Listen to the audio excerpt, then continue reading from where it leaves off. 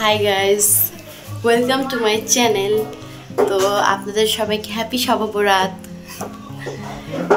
আমি ঘুম থেকে উঠে গোসল টোসল করে তারপর আমি জোহরের নামাজটা পড়ে নিছি।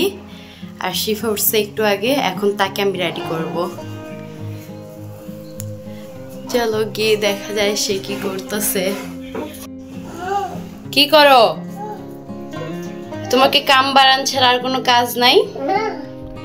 এখানে আমি 2 পোটলা গরুর মাংস ভেজতে দিয়ে দিছি, এটা একটু পরে রান্না করব। গ্যাসটা ফুলফিল আসে নাই, পড়ে গেছো, উঠো উঠো উঠো উঠো। তো শিফা আজকে কাপড়টা পরবে, এটা হচ্ছে উপরে টপ আর একটা skirt. Shifa, are you excited? এখন পরে তোমাকে আমি এখন শিফার চুলটা বেঁধে দেবো। আপনারা সবাই দেখেন আমি কিভাবে বাঁধি আর ওই কত দুষ্টামি করে।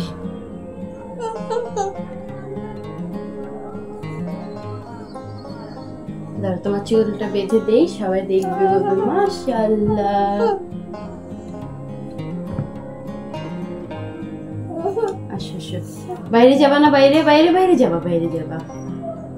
আম্মু প্লিজ, এই যে একটা রাবার দিয়ে চুল বেঁধে দেই তাড়াতাড়ি করে, আমরা বাহিরে ঘুরতে যাব। ওকে? কত স্ট্রাগল একটা বাচ্চার চুল বাঁধতে গেলে।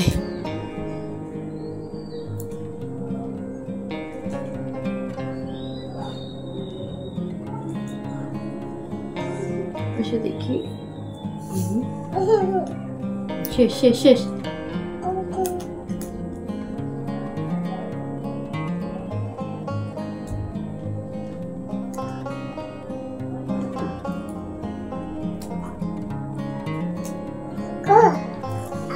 এখন পিছনে পিছনে, এখন পিছনে একটা ঝুটি বাঁধবা না?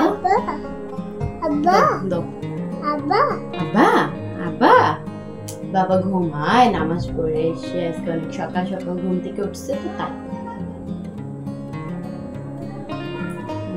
দেখি হয়ে গেছে।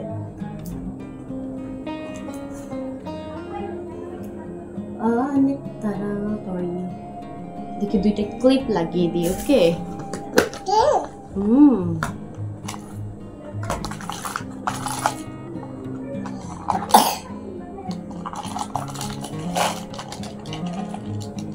এই তোমার ক্লিপ, এই যে 2টা ক্লিপ।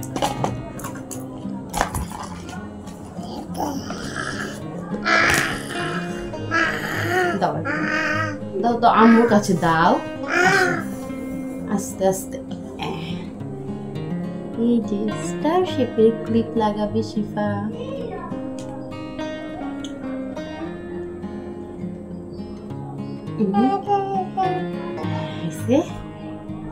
আর একটা ধর না, বাইরে যাবে না, বাইরে। শিফার হেয়ার স্টাইল কেমন হয়েছে সবাই কমেন্টে জানাও। দেখি তো শিফার হেয়ার স্টাইল। এখন গরুর মাংসটা রান্না করে নিব। তোগুলো পেঁয়াজ কাট করে আমি গরুর মাংসটা চুলায় বসিয়ে এখানে একটু হালকা পাতলা নাস্তা করে নিচ্ছি। আর গাজরের হালুয়াও রান্না করব, তার জন্য আমার হাজব্যান্ডকে বলছি একটু গাজরটা গ্রেট করে দিতে। আমি অনেকগুলো করছি, তাই আমার একটু হাতটা ব্যথা করতেছিল, তো বলছি ওনাকে একটু করতে। উনি বসে বসে একটু গাজরটা গ্রেট করে দিচ্ছে আমাকে। তারপরে গাজরের হালুয়াও রান্না করব। আর গরুর মাংসটা আমি চুলায় দিয়ে দিয়েছি রান্না হওয়ার জন্য। এখানে গরুর মাংসটা পুরোপুরি রেডি হয়ে গিয়েছে। আর কালারটা কেমন আসছে সবাই আমাকে কমেন্টে বলবেন। আর গাজরের হালুয়ার জন্য চুলাতে এখন গাজরটা আমি বসিয়ে দিয়েছি।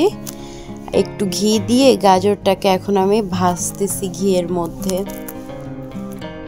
গাজরটা ঘিয়ের মধ্যে ভাজতে ভাজতে যখন একটু গাজরটা সফট হয়ে পড়ছে, তারপর আমি এখানে 1 কেজি দুধ ঢেলে দিয়েছি। এখানে গাজর হচ্ছে 2 কেজি গাজর ছিল, 2 কেজি গাজরের মধ্যে 1 কেজি দুধটা ঢেলে দিয়েছি। এখন এই দুধটাকে পুরো ভালো করে শুকাবো। গাজরের হালুয়া রান্না করতে অনেক আমার ভালো লাগে, কারণ কি সব হালুয়ার থেকে বেশি সুজির হালুয়াটাও অনেক সহজ, বাট গাজরের হালুয়া যেভাবেই যে প্রসেসেই রান্না করি না কেন অনেক টেস্টি হয়। আমার কাছে এটা অনেক ইজি মনে হয়, তাই আমি গাজরের হালুয়া রান্না করতে পছন্দ করি। তো এখন এশার আজানটা দিয়ে দিচ্ছে আমার কাজ কাম করতে করতে, বাট আমি সময় মতো পড়তে পারি না অনেক কাজের কারণে। তো এই যে এখন 9:30 বাজতেছে, আমি এখন এশার নামাজটা পড়ে নেব, তারপরে 12টার পর থেকে আমি শবে বরাতের নামাজটা পড়ব।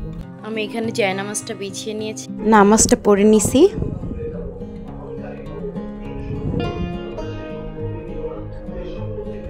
গাজরের হালুয়াটা একটু আগেই হয়ে গিয়েছিল, বাট আমি ক্লিপটা নিতে পারিনি কারণ আমার হাজবেন্ড একটু গাজরের হালুয়া খেয়ে নামাজ পড়তে যাবে, তো আমি ওনাকে বের করে দিয়েছি। 12টা বেজে গিয়েছে, এখন আমি রাতের খাবার খেয়ে নিয়েছি, নামাজ পড়তে যাব। শবে বরাতের নামাজ পড়তে 3টা বেজে গিয়েছে, তো আমি রোজা রাখবো, তাই আমি রুটি আর গাজরের হালুয়া সেহরিতে খেয়ে। তো গাইস, আমার ব্লগটা ভালো লাগলে লাইক, শেয়ার অ্যান্ড সাবস্ক্রাইব করেন। Bye bye.